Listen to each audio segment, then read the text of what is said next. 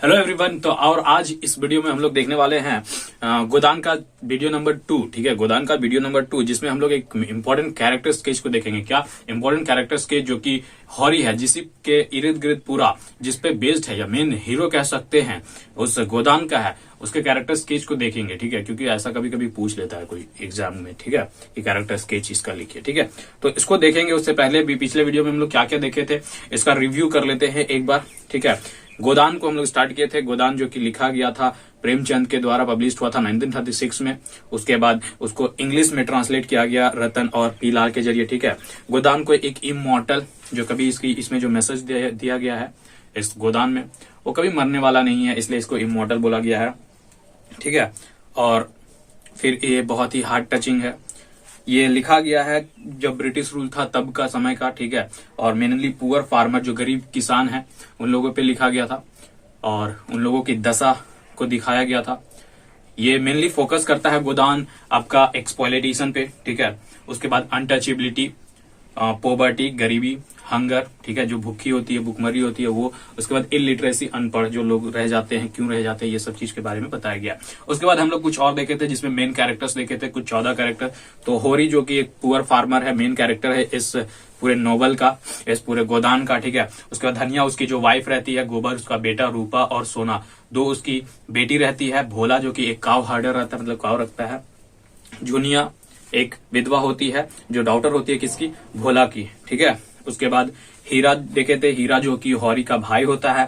दत्ता दिन देखे थे जो कि एक प्राइस्ट होता है, मनी लेंडर होता है, पुजारी के साथ साथ एक मनी लेंडर भी होता है गांव का। ठीक है, उसके बाद मादा दिन देखे थे जो उसका सन होता है, दादा दिन का सन होता है मादा दिन, जो कि उसका अफेयर हो जाता है एक लड़की सीलिया के साथ, जो कि सीलिया क्या करती है, उसी के घर में, उसी के फार्म में काम करती है। ठीक है, उसके बाद एक राय साहब थे, राय साहब जो कि एक जमींदार थे और एक बार क्या थे, इलेक्शन भी जीत चुके होते हैं। ठीक है, सरोज जो कि एक, उसके बाद सरोज जो है वो एक यंग सिस्टर है किसकी, मालती की। अच्छा, मालती छूट गया। तो मालती जो कि एक यूरोप में पढ़ी लिखी एजुकेटेड गर्ल होती है। ठीक है, उसकी बहन होती है सरोज। ठीक है, उसके बाद मिस्टर मेहता जो होते हैं एक कॉलेज में लेक्चरर होते हैं, और उसके बाद मिस्टर खन्ना जो कि एक इंडस्ट्रियलिस्ट होते हैं, और उसके बाद फिर गोविंदी जो उसकी वाइफ होती है। ठीक है, यहां तक हम लोग पहले वीडियो में क्लियर कर चुके थे। आज देखने वाले हैं कैरेक्टर स्केच ऑफ होरी। ठीक है, चलिए। तो ये जो है, जो नोवेल है गोदान, वो सबसे बेस्ट नोवेल रहा है प्रेमचंद का। ठीक है, मेन थीम क्या है इस गोदान का वो देखते हैं कि जो एक्सप्लॉयटेशन है। ठीक है, क्या एक्सप्लॉयटेशन है, किसका एक्सप्लॉयटेशन, पीजेंट्स का, जो भी किसान होते हैं उनका जो एक्सप्लॉयटेशन है, जो उन पर शोषण किया जाता है, उसका बारे में बताया गया है।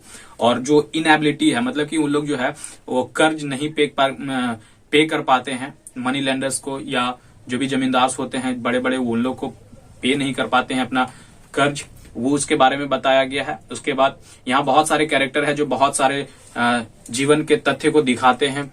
14 कैरेक्टर है, 14 अलग अलग चीज को दिखा रहे हैं यहाँ पर इस गोदान में। ठीक है, लेकिन ये जो है, और ये जो स्टोरी है, सॉरी जो गोदान है, नोवेल है, वो प्रेजेंट कर रहा है हमारे रूरल लाइफ को, मतलब ग्रामीण क्षेत्र को, और अर्बन के कुछ कुछ क्षेत्र को बता रहा है, कुछ कुछ चीजों को बता रहा है। ठीक है, उसके बाद he present the ruler character, he present the Indian peasant of the pre-independence period। ठीक है, ये दिखा रहा है जो नोवेल है गोदान, वो दिखा रहा है जो पीजेंट थे, जो किसान लोग थे, वो कब के किसान को दिखा रहा है हिस्ट्री, मतलब कि जब हम लोग आजाद भी नहीं हुए थे। ठीक है, उस समय के पीरियड को, मतलब प्री इंडिपेंडेंस, जब आजाद नहीं हुए थे उसके पहले के हिस्ट्री को हम लोगों को दिखा रहा है। उसके पहले जितने भी पीजेंट थे उनकी क्या दुर्दशा थी, कैसा रहते थे, वो सब की चीज दिखाया है इसमें। ठीक है, विद देयर प्रॉब्लम्स, उनके प्रॉब्लम के साथ भी दिखाया है। क्या क्या प्रॉब्लम्स है भाई, देखो, पॉवर्टी है, स्टारवेशन है, पुअर हेल्थ मिजरी है। ठीक है, मतलब कि कंडीशंस है, हेल्थ का भी कंडीशन कोई खास नहीं था उस समय। ठीक है, ह्यूमिलेशन, जो अपमान किया जाता है बड़े लोगों के साथ। उसके बाद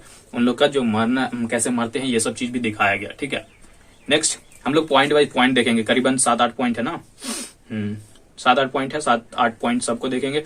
तो ही इज नॉन एज, ठीक है, प्रोग्रेसिव राइटर, मतलब प्रगतिशील। ठीक है, प्रेमचंद को प्रगतिशील राइटर के तौर पे देखा जा रहा है। ठीक है, अब इसमें जो कैरेक्टर है होरी का, उसको हम लोग 7-8 पॉइंट में देखने वाले हैं। ठीक है, पहला कैरेक्टर है अन हेरोइक हीरो। ठीक है, मतलब कि एक अच्छे, ठीक है, गौरव वाले, मतलब गौरवशील कह सकते हैं उसको, वैसा हीरो है, ठीक है। ऐसा दिखाया गया है इस नोवेल में उसको, ठीक है, हॉरी को। तो क्या बोलता है, he is the poor and helpless Indian peasant, ठीक है, वो गरीब होता है और हेल्पलेस होता है, ठीक है। हेल्पलेस मतलब कि उसका कोई मदद नहीं करता है, ऐसा पीजेंट के तौर पे, ऐसा किसान के तौर पे दिखाया गया है। वो बहुत ही आसानी से शिकार बन जाते थे ग्रीडी, जो लालची होते हैं उसके, लालची जमींदार लोग के, ठीक है, जो लालची जमींदार होते हैं उनके बहुत ही आसानी से उनका शिकार बन जाते थे, पैसा दे देते थे, ठीक है। मनी लेंडर्स क्या करते हैं, बड़े बड़े जो जमींदार होते हैं वो क्या करते हैं, पैसा दे देते हैं, उसके बाद उसको अपने कर्ज तले रखते हैं ताकि वो कभी बहस ना कर सके हमसे, ठीक है। हम जब भी हमसे बात करने आए, पहले भाई पैसा लाओ, पहले मेरा कर्ज लाओ, इस तरीके से वो आसानी से इजी विक्टिम हो जाते थे, ठीक है।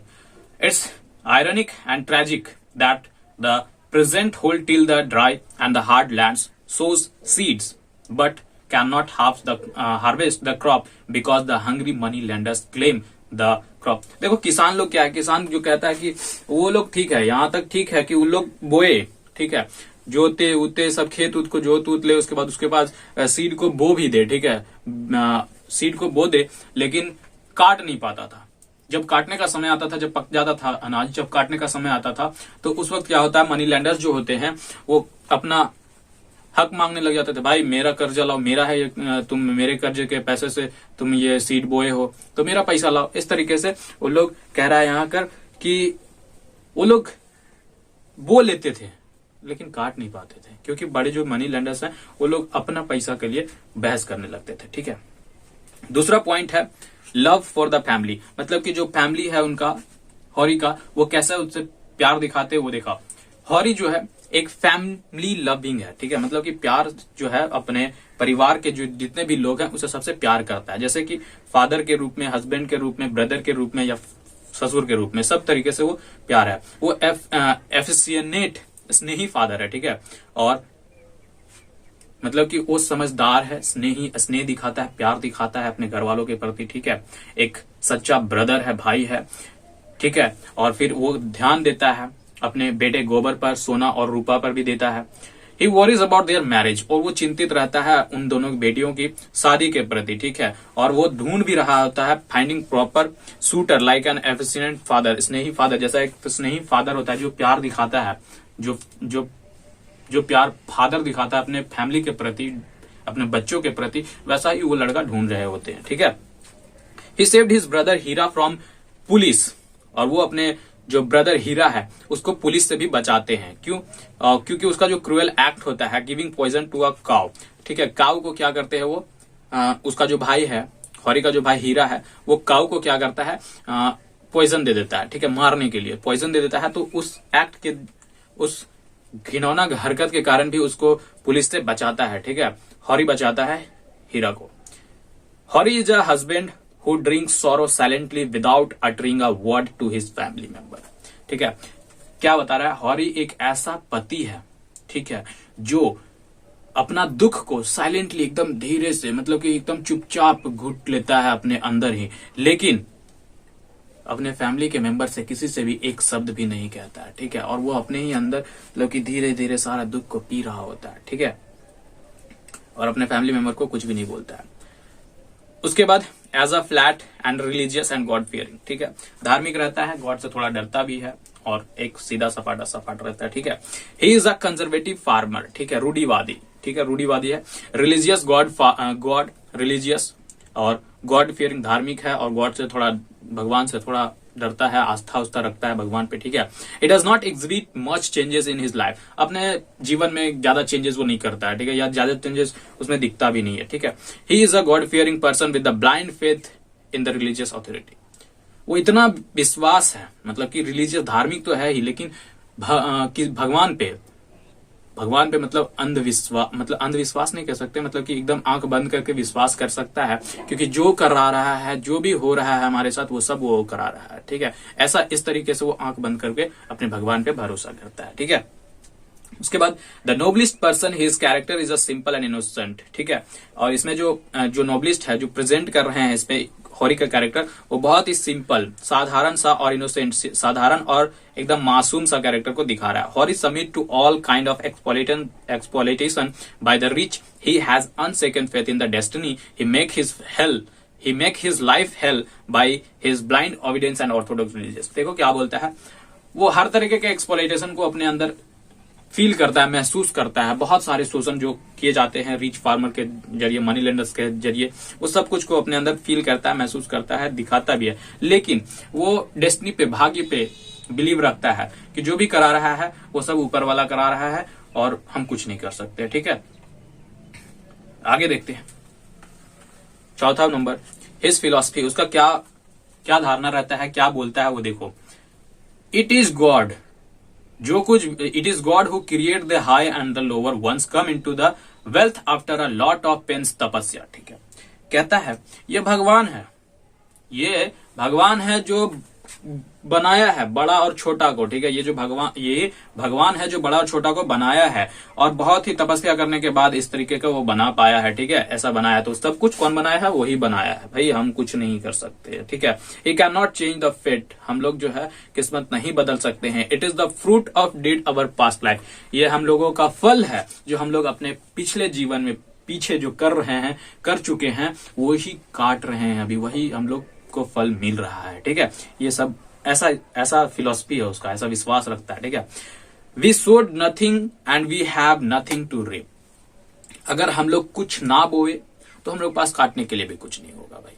अगर हम लोग कुछ ना बोए तो हम लोग के पास कुछ काटने के लिए भी नहीं होगा। इट इज आवर कर्मा, ये हमारा ही कर्मा है, ठीक है, हमारा ही कर्म है। ऑन द मैटर ऑफ गोबर एंड झुनिया, अब जो है क्या मैटर, किसके तरफ अगर बात करते, गोबर और झुनिया की जब बात करें, तो he has once again metaphysical reflection when he has led to a panchayat, जब पंचायत चला जाता है, जब पंचायत में जाता है और ही एक्सप्रेस करता है अपने फेथ, अपना जो विश्वास है वो पंचायत में दिखाता है कि भाई जो करेगा पंच वो सही करेगा, ठीक है। तो ही सेज, वो क्या कहता है पंच में, it is the voice of God, ये भगवान की आवाज है, that speak through the punches, जो आप लोगों के जरिए, पंच के जरिए बोला जा रहा है, ठीक है। ये जो आप लोग बोल रहे हैं वो भगवान बुला रहा है, ठीक है। द पंचेस के जरिए जो बोल रहे हैं वो कौन बोल रहा है, भगवान बोल रहा है। But what is written must happen, लेकिन जो लिखा जा चुका है वो तो होकर रहेगा भाई। Nobody quarrels with the fate, कोई भी अपने किस्मत से नहीं लड़ सकता है, ठीक है। ऐसा फिलॉसफी उसका, ऐसा धारणा रहता है उसके दिमाग में, ठीक है। ये उसका फिलॉसफी है। उसके बाद उसका सबसे बड़ा एम्बिशन क्या होता है, ड्रीम क्या होता है, ठीक है। उसका सबसे बड़ा एम्बिशन होता है कि उसके पास एक काव हो, ठीक है, गाय हो, और वो एक, he is a simple farmer to do agriculture, वो एक काव हो और वो एक किसान होता है, और वो काव को चाहता है कि हम अपने घर में बांधे और उससे क्या करे, उससे दूध निकाले और अपने ग्रैंडसन को पिलाए, ठीक है। He has love and passion for a cow, उसका बहुत ही ज्यादा मतलब कि शौक होता है कि भाई हमारे पास एक गाय होना चाहिए, ठीक है, हमारे पास एक गाय होना चाहिए। ये बहुत ही शौक, जैसा कहते हैं ना, लव, प्यार, शौक, ये सब चीज सिमिलर है, ठीक है। अगर जिससे प्यार हो वो चीज चाहेगा कि वो चीज हमारे पास हो, ठीक है। तो प्यार था भी और शौक भी था, तो वो चाहता था कि गाय जो है वो हमारे घर में रहे, ठीक है। He wants to feel with the pride of having a car, वो मतलब गर्व महसूस करता है कि भाई हमारे घर गाय है, ठीक है। Since it is the symbol of status, क्योंकि उस समय की बात है 1936 की, तो उस समय की बात है जब ये जो एक सैम्बल दिखाता था, अभी क्या दिखाता है, अभी के समय में जो अभी का सोसाइटी है उसमें जिसके पास बड़ा बड़ा गाड़ी है वो दिखाएगा कि हाँ वो बहुत बड़ा है। लेकिन उस वक्त के जमाने में 1936 में ये दिखाता था कि जिसके पास गाय होता था वो दिखाता था कि भाई वो बहुत बड़ा आदमी है, ठीक है, काव है, मतलब कि प्राउड है, ऑनर है, ठीक है, बहुत ही गर्व होता था उस समय, इसलिए ऐसा बता रहा है, ठीक है। So he takes a cow from a Bhola a widower, ठीक है, इसलिए वो एक गाय को भोला से ले जाता है। भोला कौन है, जो कि एक विडोवर है, ठीक है, उसकी बीवी मर चुकी है।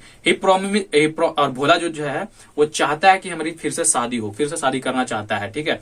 तो उसको इस शर्त में, उसके भोला से इस शर्त से वो गाय को ले जाता है कि तुम्हारे लिए हम अच्छी सी लड़की ढूंढ देंगे, तुम्हारे लिए एक अच्छी सी लड़की ढूंढ देंगे, ठीक है।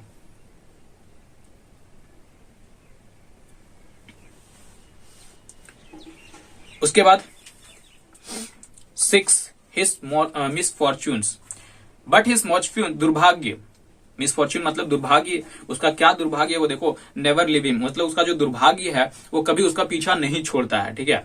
ही हिज ओन ब्रदर हीरा, उसका खुद का भाई हीरा जो होता है उसका गाय जो लाया है भोला के पास से, उसको जहर दे देता है। कितना चूतिया है, ठीक है। उसके बाद उसको जहर दे देता है। इट इज अ सॉरोफुल, वो बहुत ही दुखद घटना थी, इवन इन अ लाइफ, पूरे लाइफ में। From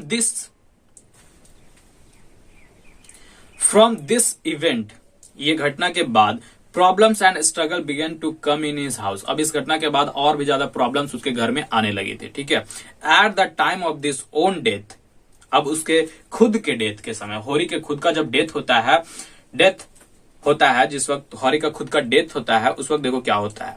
at the time of his own death her wife, उसकी जो वाइफ होती है, कौन होती है, धनिया होती है, is asked to donate a cow to a Brahmin. उससे पूछा जाता है, ब्राह्मण बोलता है कि आपको गाय दान करना पड़ेगा, गौदान करना पड़ेगा, ठीक है।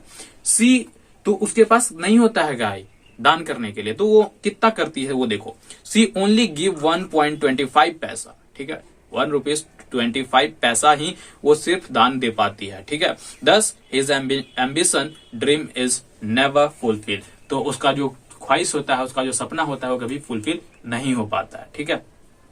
उसके बाद 7th पॉइंट क्या बोलता है, अ लार्ज हार्टेड मैन, मतलब कि होरी को एक बड़ा दरिया दिल बताया जा रहा है कि वो बहुत बड़ा दरिया दिली है, ठीक है। क्यों बताया जा रहा है वो देखो, वो जो है फॉरगिव कर देता है, मतलब कि माफ कर देता है जो भी अपराध किए रहता है उसका भाई, ठीक है। ऑफेंस मतलब अपराध, ठीक है। उसका भाई जो होरी का भाई जो हीरा है, वो जो भी अपराध किए रहता है उसको भुला देता है, उसको माफ कर देता है, ठीक है, जो भी वो किया रहता है। हिज ब्रदर हीरा, इसका जो ब्रदर है हीरा, क्या करता है, क्या गलती किया रहता है, पॉइजन दे देता है उसके गाय को, ठीक है, और मर जाती है। He know it for certain that Hira has done the offense, जानता है कि कुछ तो कारण रहा होगा जिसके कारण जो है हीरा ये काम किया, ठीक है, इसलिए उसे माफ कर देता है। Yet होरी tries to save the honor of हीरा, उसके बावजूद भी वो चाहता है कि हीरा का जो ऑनर है, जो सम्मान है, वो खोए ना और उसे बचाए रहना चाहता है। इसलिए वो रिक्वेस्ट करता है पुलिस को, he requested police inspector not to search Hira's house, इसलिए वो कहता है कि आपको हीरा के घर की तलाशी नहीं लेने हैं, ठीक है, आप नहीं लीजिए इसके घर की तलाशी। ही बीट हिज वाइफ धनिया, वो अपने धनिया को मारता भी है। हु वांट्स टू, वो चाहती है, वो जो क्या कहती है, वो चाहती है कि हम जो है जाके घर में, मेरे गांव में हल्ला कर देंगे कि हीरा ही मेरे गाय को पॉइजन दिया था, ठीक है, इसलिए उसको मारता भी है। ही बीट हिज वाइफ, अपने बीवी को भी मारता है। Who wants to announce the whole village, वो जो चाहती है पूरे गांव में हल्ला कर देना, that Heera has killed the cow, कि हीरा ने ही गाय को मारा है, ठीक है।